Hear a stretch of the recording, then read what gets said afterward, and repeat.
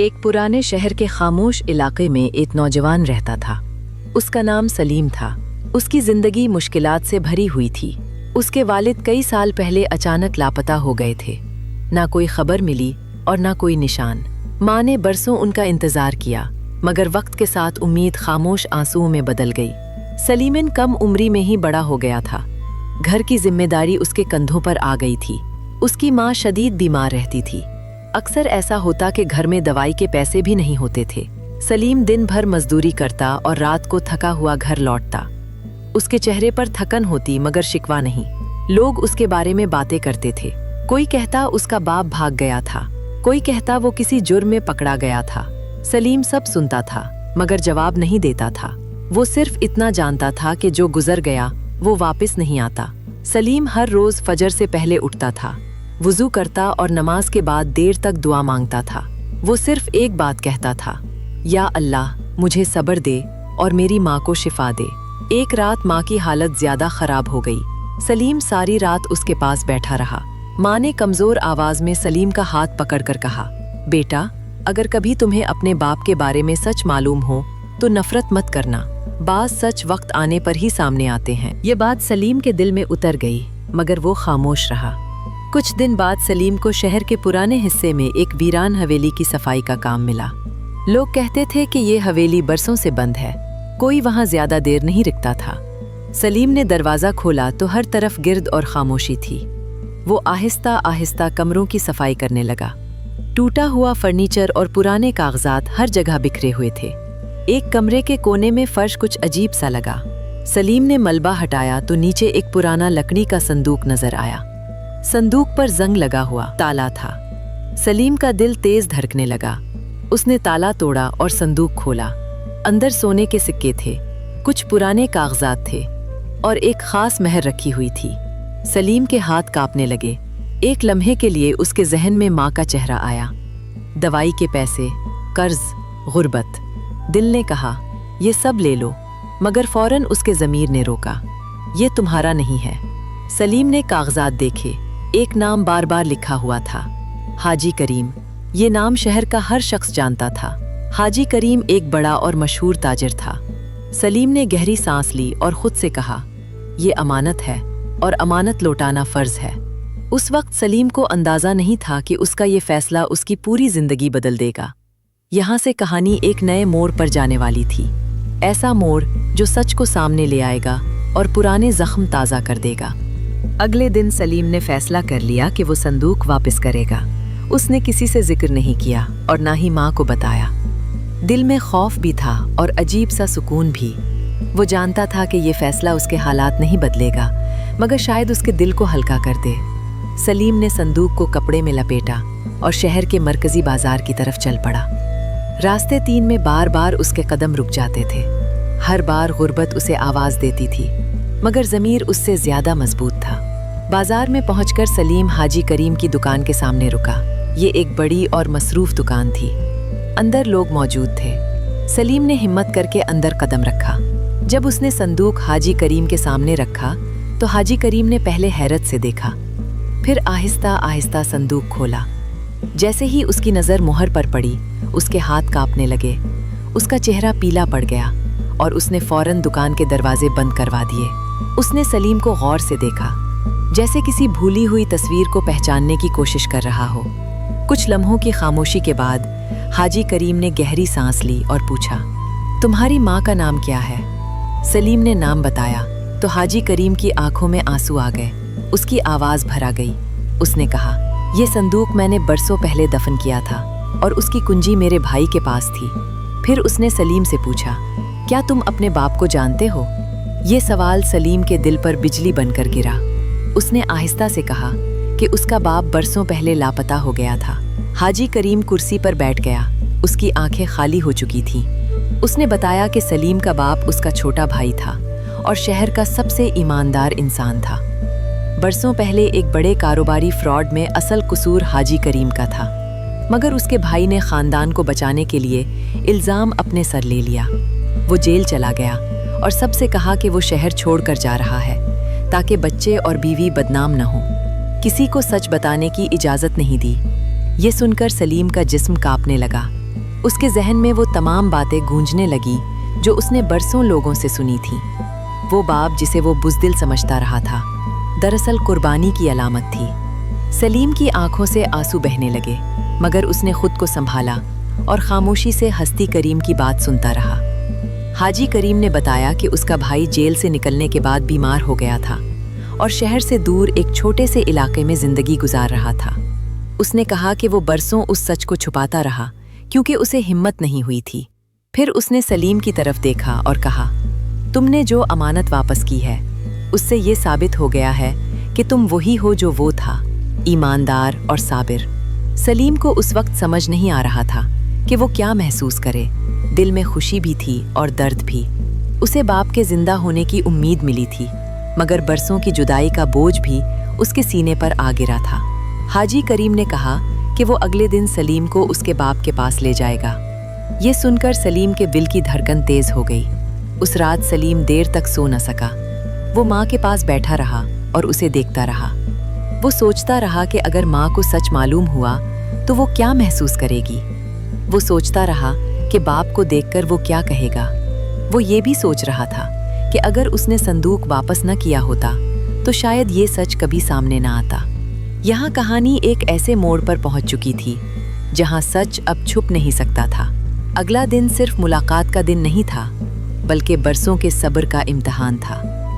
اگلی صبح سلیم حاجی کریم کے ساتھ شہر سے باہر روانہ ہوا۔ راستہ لمبا تھا، مگر خاموشی اس سے بھی زیادہ بھاری تھی۔ سلیم بار بار سوچتا رہا کہ جب وہ اپنے باپ کو دیکھے گا تو کیا کہے گا؟ کیا وہ غصہ کرے گا یا خاموش رہے گا؟ کیا برسوں کی جدائی چند لمحوں میں ختم ہو جائے گی یا مزید سوال چھوڑ جائے گی؟ حاجی کریم گاڑی چلا رہا تھا اور اس کی آنکھوں میں ندامت صاف نظر آ رہی تھی۔ وہ جانتا تھا کہ آج وہ سچ بولنے جا رہا ہے جسے وہ برسوں دفن کیے بیٹھا تھا۔ کچھ گھنٹوں کے سفر کے بعد وہ ایک چھوٹے سے علاقے میں پہنچے۔ وہاں ایک پرانا سا گھر تھا جس کی دیواریں کمزور اور دروازہ بوسیدہ تھا۔ حاجی کریم نے گاڑی روک دی اور آہستہ سے کہا، وہ یہی رہتا ہے۔ سلیم کا دل زور زور سے دھڑکنے لگا۔ وہ گاڑی سے اترا تو اس کے قدم لڑکھڑا گئے۔ برسوں کا انتظار اب ایک دروازے کے پیچھے تھا۔ دروازہ کھولا گیا تو سامنے ایک کمزور سا بوڑھا آدمی کھڑا تھا۔ اس کی کمر جھکی ہوئی تھی اور آنکھوں میں تھکن بسی ہوئی تھی۔ جیسے ہی اس کی نظر سلیم پر پڑی، وہ رک گیا۔ چند لمحے وہ صرف دیکھتا رہا، پھر اس کے ہاتھ کانپنے لگے، اس کی آنکھوں سے آنسو بہنے لگے اور وہ آہستہ سے بولا، بیٹا۔ یہ ایک لفظ سلیم کے دل میں تیر بن کر لگا۔ وہ کچھ نہ کہہ سکا۔ بوڑھا آدمی آگے بڑھا اور سلیم کو گلے لگا لیا۔ اس کے آنسو سلیم کے کندھے پر گر رہے تھے۔ وہ کہہ رہا تھا، مجھے معاف کر دو، میں تمہیں اور تمہاری ماں کو سب کچھ بتا نہ سکا۔ میں بزدل نہیں تھا، مگر حالات نے مجھے خاموش کر دیا تھا۔ سلیم نے پہلی بار محسوس کیا کہ اس کے اندر کا غصہ پگھل رہا ہے۔ اس نے آہستہ سے باپ کو تھامے رکھا۔ گھر کے اندر بیٹھ کر سلیم نے وہ سچ سنا جو برسوں اس سے چھپا رہا تھا۔ باپ نے بتایا کہ جب اس نے الزام اپنے سر لیا تھا تو اس کا مقصد صرف ایک تھا کہ اس کا خاندان بدنام نہ ہو۔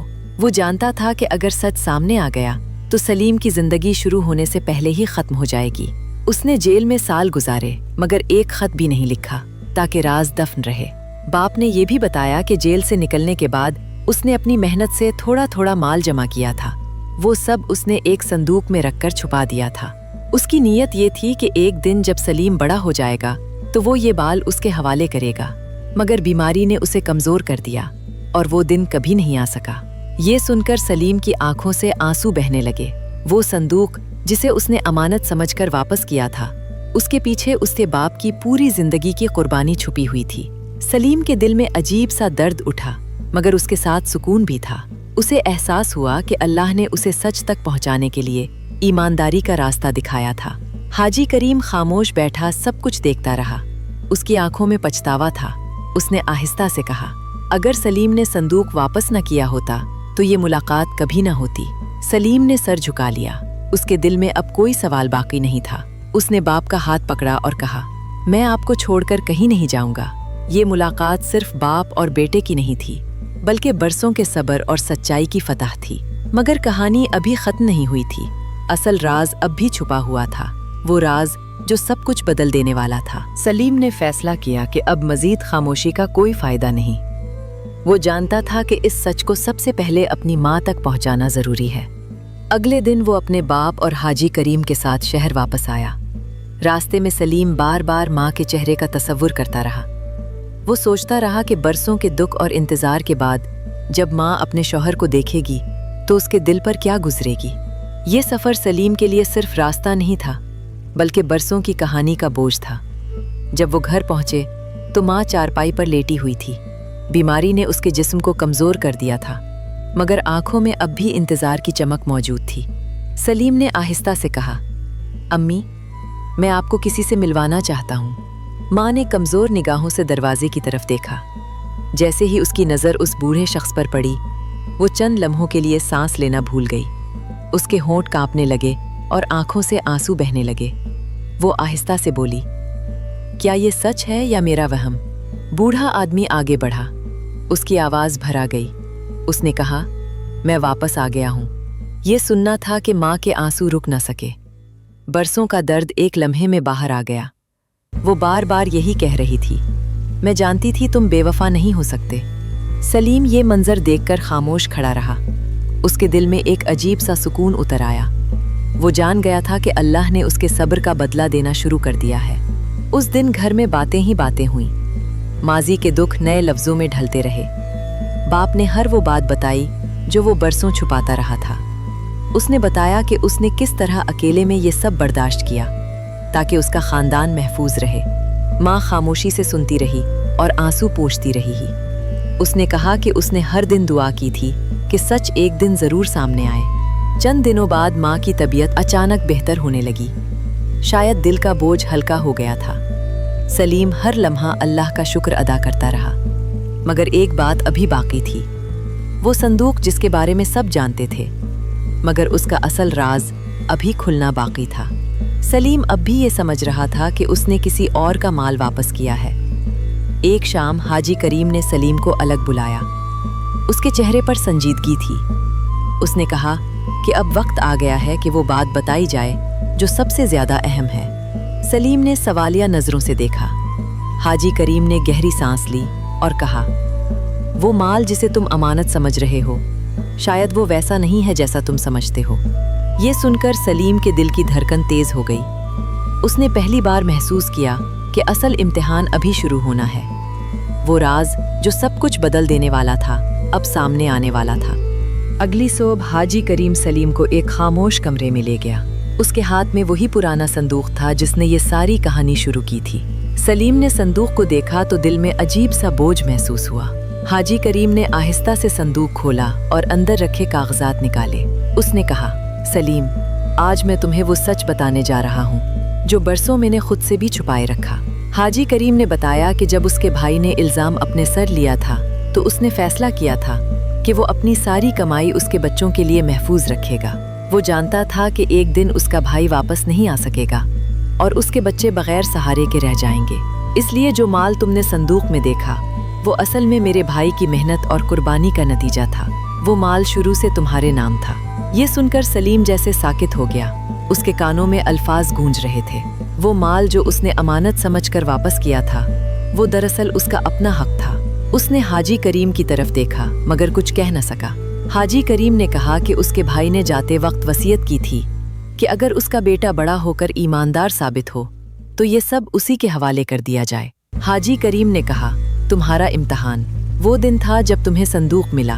तुम चाहो तो सब कुछ रख सकते थे, किसी को खबर न होती, मगर तुमने बगैर किसी लालच के वो माल वापस कर दिया। उस दिन साबित हो गया कि तुम वाकई उस कुर्बानी के हकदार हो। ये कहते हुए हाजी करीम की आंखों में आंसू आ गए। सलीम के दिल में अजीब सी कैफियत पैदा हो गई। एक तरफ खुशी थी कि अल्लाह ने उसकी माँ और बाप को वापस मिला दिया था, दूसरी तरफ दिल में खौफ था कि अगर उसने वो माल रख लिया होता तो आज वो इस सच से महरूम रहता। उसे पहली बार एहसास हुआ कि अल्लाह इंसान का इम्तिहान उस जगह लेता है जहाँ इंसान खुद को तन्हा समझता है। सलीम ने आहिस्ता से कहा, अगर ये सब मेरा था भी तो मैंने अल्लाह के लिए छोड़ दिया था। हाजी करीम ने उसके कंधे पर हाथ रखा और कहा, जो अल्लाह के लिए छोड़ा जाए वो इज्जत के साथ वापस मिलता है। इस लम्हे सलीम की आंखों से आंसू बहने लगे, मगर ये आंसू शुक्र के थे। उस दिन के बाद सलीम की जिंदगी बदलने लगी। हाजी करीम ने उसे कारोबार में शरीक कर लिया, मगर सलीम के दिल में कोई गुरूर न आया। وہ ہر دن یہی سوچتا رہا کہ اگر نیت خراب ہوتی تو آج سب کچھ ہوتے ہوئے بھی کچھ نہ ہوتا۔ اس نے فیصلہ کیا کہ وہ اس مال کو صرف اپنی ذات کے لیے نہیں بلکہ دوسروں کے لیے بھی استعمال کرے گا۔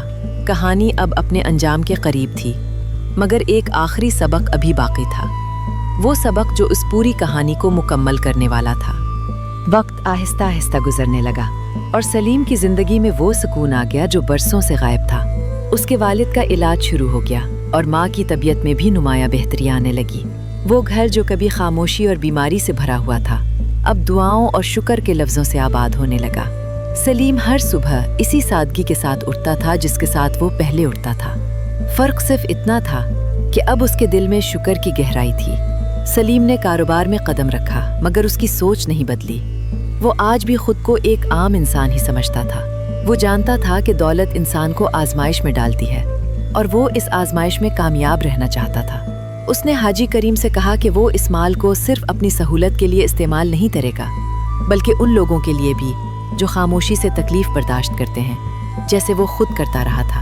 جلد ہی سلیم نے غریبوں کے لیے ایک چھوٹا سا کام شروع کیا، بیمار لوگوں کے لیے دوائیاں، یتیم بچوں کے لیے تعلیم اور ان لوگوں کے لیے سہارا جنہیں کوئی پوچھنے والا نہیں تھا۔ وہ کبھی کسی کو یہ نہیں بتاتا تھا کہ وہ کیوں مدد کر رہا ہے، وہ صرف اتنا کہتا تھا کہ یہ سب اللہ کا دیا ہوا ہے۔ ایک دن سلیم اپنی ماں کے پاس بیٹھا تھا۔ ماں نے اس کے سر پر ہاتھ رکھا اور کہا، بیٹا، اللہ نے تمہیں صرف دولت نہیں دی بلکہ ایک مثال بنا دیا ہے۔ سلیم مسکرا دیا۔ اس نے کہا، امی، اگر اس دن میں نے وہ صندوق واپس نہ کیا ہوتا تو شاید آج ہم سب ایک دوسرے سے دور ہوتے۔ سلیم کے والد نے کمزور مگر مطمئن آواز میں کہا کہ اصل کامیابی یہ نہیں کہ انسان کو کیا ملا بلکہ یہ ہے کہ اس نے ملنے سے پہلے کیا فیصلہ کیا۔ سلیم نے یہ بات دل میں بسا لی۔ وہ جان گیا تھا کہ اللہ انسان کے فیصلوں کو دیکھتا ہے، نہ کہ اس کے حالات کو۔ سالوں بعد بھی لوگ اس کہانی کو یاد رکھتے تھے۔ لوگ کہتے تھے کہ ایک لڑکے نے ایک صندوق واپس کر کے اپنی تقدیر بدل لی، مگر سلیم جانتا تھا کہ اس نے کوئی خاص کام نہیں کیا تھا۔